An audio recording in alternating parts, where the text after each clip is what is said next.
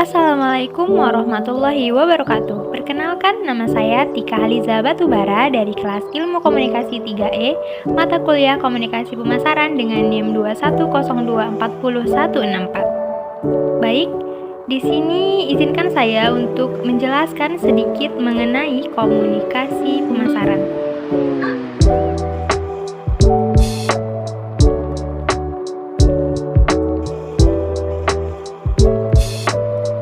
Nah, apa sih komunikasi pemasaran itu?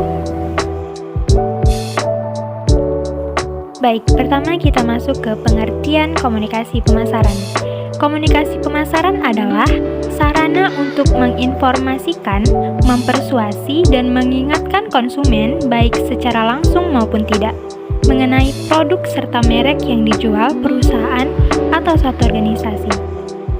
Nah, pada buku Manajemen Pemasaran tahun 2020, karya Melati, dituliskan bahwa komunikasi pemasaran adalah aktivitas pemasaran berupa penyebaran informasi untuk memengaruhi atau membujuk calon konsumen agar menerima, membeli, serta bersikap loyal terhadap produk perusahaan yang ditawarkan.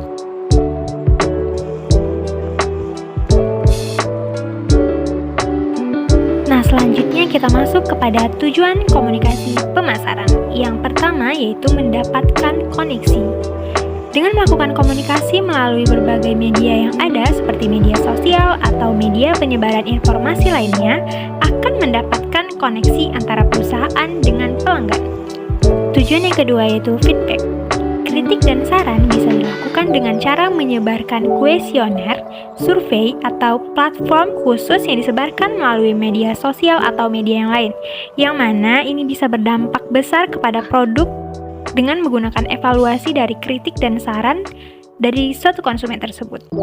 Nah, tujuan yang ketiga yaitu memberikan edukasi. Media komunikasi yang telah digunakan akan memberikan pengetahuan kepada konsumen melalui produk yang dipasarkan. Kita ambil saja contoh seperti tata cara menggunakan suatu alat elektronik yang dipasarkan, yang mana memiliki tujuan agar konsumen mahir menggunakan produk yang kita pasarkan tersebut. Tujuan keempat yaitu branding merek suatu perusahaan. Selain itu, jenis komunikasi ini memiliki fungsi untuk melakukan branding merek perusahaan agar bisa lebih dikenal oleh orang banyak. Yang kelima, meningkatkan pelayanan. Jika perusahaan bisa melakukan komunikasi dengan baik, akan sangat membantu dalam meningkatkan pelayanan konsumen. Tujuan yang keenam yaitu meningkatkan penjualan. Tujuan utama dari komunikasi pemasaran adalah meningkatkan penjualan produk. Semakin banyak produk yang terjual, maka perusahaan akan mendapatkan banyak keuntungan. Baik, selanjutnya kita masuk kepada pembahasan yang terakhir yaitu manfaat komunikasi pemasaran.